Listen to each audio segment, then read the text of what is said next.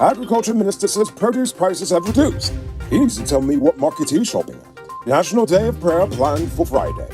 2 charged for Kimbia robbery. And government keeps missing chances for national unity.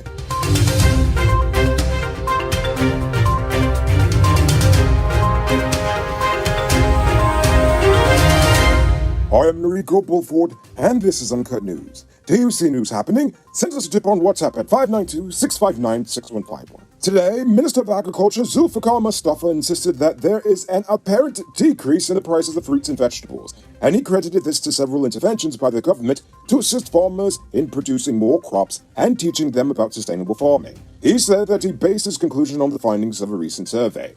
However, the newsroom did not indicate if Mustafa explained who did the survey, as well as where and when it was taken. Either way, he took the opportunity to pat himself on the back and pointed to the perceived effectiveness of the cash handouts to farmers, clean drains, and agricultural instruction to said farmers. In October 2019, parents of the Sparta Primary School in Region 2 were calling for a police investigation into the disappearance of over $7 million from the school's cooperative Thrift Society Limited, an organization founded to help the children learn about saving money. Several parents had indicated that their children's savings at the school was not going into the account. When they initially realized that something was amiss, they requested information, but none was forthcoming. According to one source, a person at the center of the controversy was transferred to another school in the region and is presently repaying the money. However, it was only in small amounts and in an ad hoc manner. Well, yesterday the Education Ministry announced that 83 students and parents who were affected by the theft will finally be compensated for their missing money. So good for them. Religious leaders representing the 3 main faiths in Guyana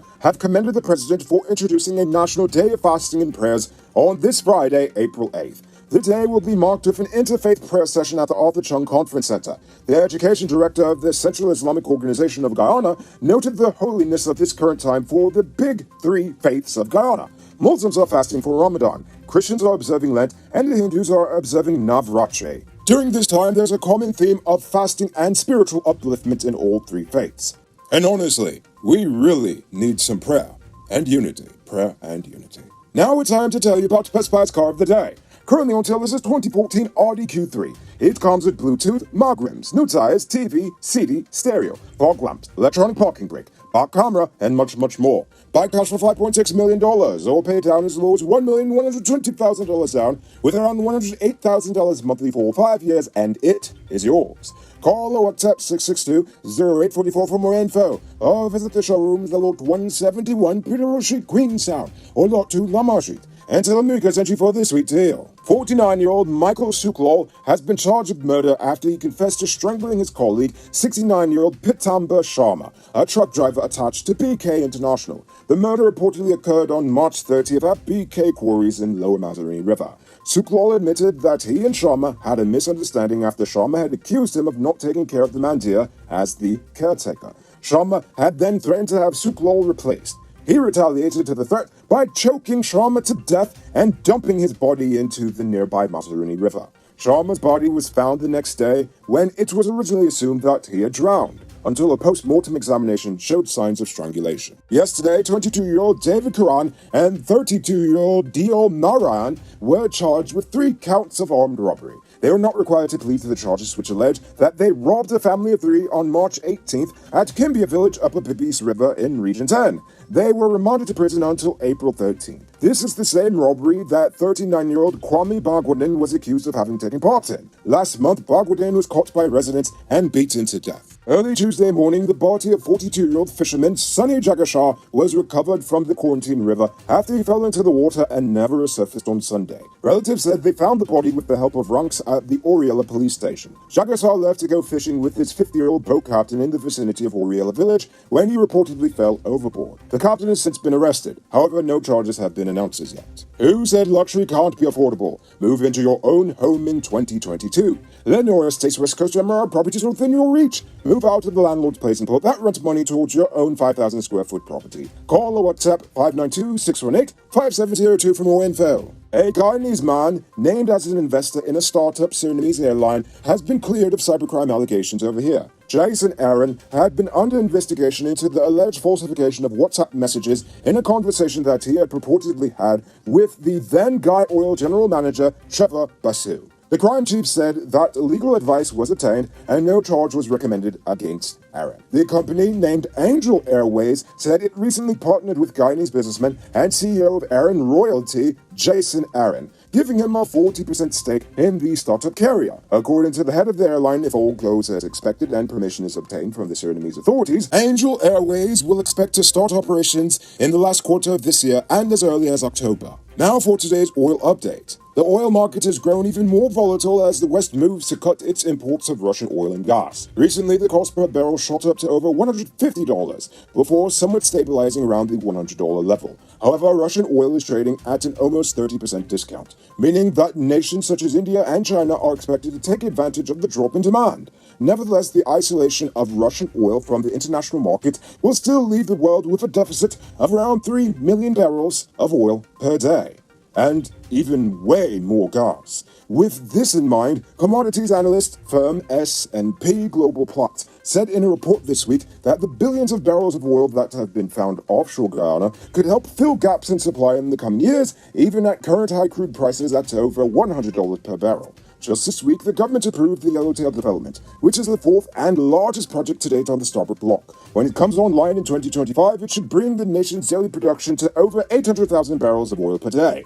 The current rate is around 340,000 barrels. The firm also reported this week that the first cargo of ExxonMobil's Liza Phase 2 development offshore Guyana has arrived in the U.S. Actually, it arrived on March the 29th aboard the vessel Sonangol Rangol. The 990,000 barrels was discharged at the Louisiana offshore oil port. You can multiply your cash by selling Digicel Top-Up. This is a legit way you can earn some extra money at your business or to supplement your current hustle. Become a top-up vendor quick and easy by linking with Cellular Plus. Call them on telephone number 685-3109 for more info. You know what I think is stupid? Despite calling for national unity, the government never wastes an opportunity to choose violence. Just last week, the president was confronted with sexual harassment complaints against one of his ministers. Instead of attempting to use this as an opportunity to reach out to the women of the nation and show some level of compassion and empathy for them, he just flat out said, "Don't complain to me, complain to the police."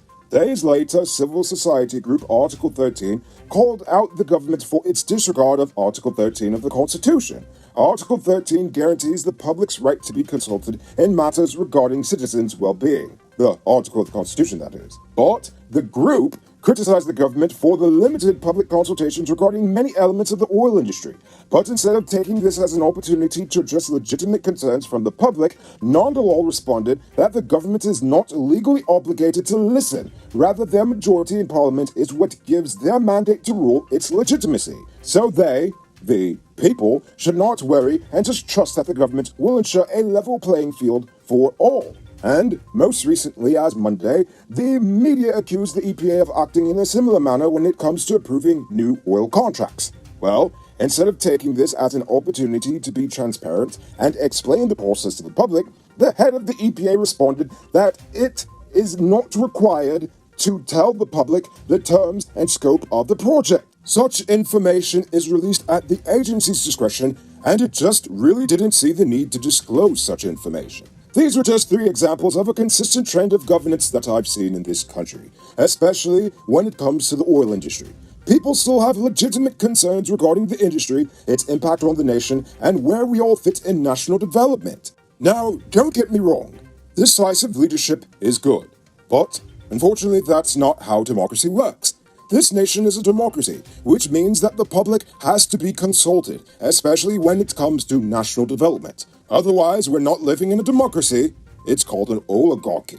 And if you can't see the problem with that, then that is pretty stupid. Now for our Uncut News Viewers Poll question of the day. Every day we pose a question about current events in Guyana, the region, the diaspora, and how you feel it relates to us. Yesterday's question was, should contractors who do shoddy work be banned from doing additional work, or should they just be fined heavily? Well, you all had some interesting thoughts on this one, so I really loved it. Dapper Jr. says, interesting question. I don't think they should be banned. We're all human and we do err at times. Instead, contractors who do crappy work should be held accountable in some way or the other. A fine or suspension of license or something. The main thing is accountability. Exactly. That is what we need to seek for. Whatever the punishment, accountability needs to be the end goal in mind. Krishna Gokul says they should be fined and banned. A simple but effective way to address it. RC View Farm says contractors have penalties outlined in the contracts in case of accidents, damages, etc. So they need to correct the problems. 3 strikes and you're out. Indeed, I like that. Dennis Archibald says, I believe at least 5% of the monies should be retained until a year after the contract is completed, so any substandard work can be redone at their expense. Indeed, they should be required to put down a deposit. I like that idea. And finally, Lush was very practical.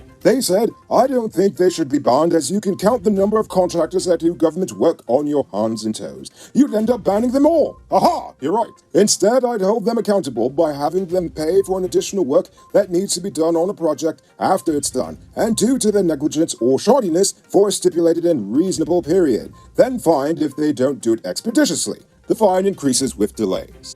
I like that idea. So before we get to tonight's question, you there, Mr. Truck Owner. A great place to get high-quality truck parts and engine spares for low prices is Powered Automotive. They stock parts for DAF, Freightliner, Mark, International, and all models of Cummins engines. Visit them at Lot 1161 E. Eccles, or call them on telephone number 697-0171. Say big on truck parts at Powered Automotive, the #1 heavy-duty truck parts store in Guyana. Real thing. So for tonight's question, are you seeing a reduction on produce prices in the market, or are they the same where you live? So I want you to think about that question and tell us in the comments below. If your response is good enough, we just might feature it in our next episode. Anyway, that's all the time we have for tonight, and check us out tomorrow for another. Until then, I'm Rico Bulford saying good night, folks.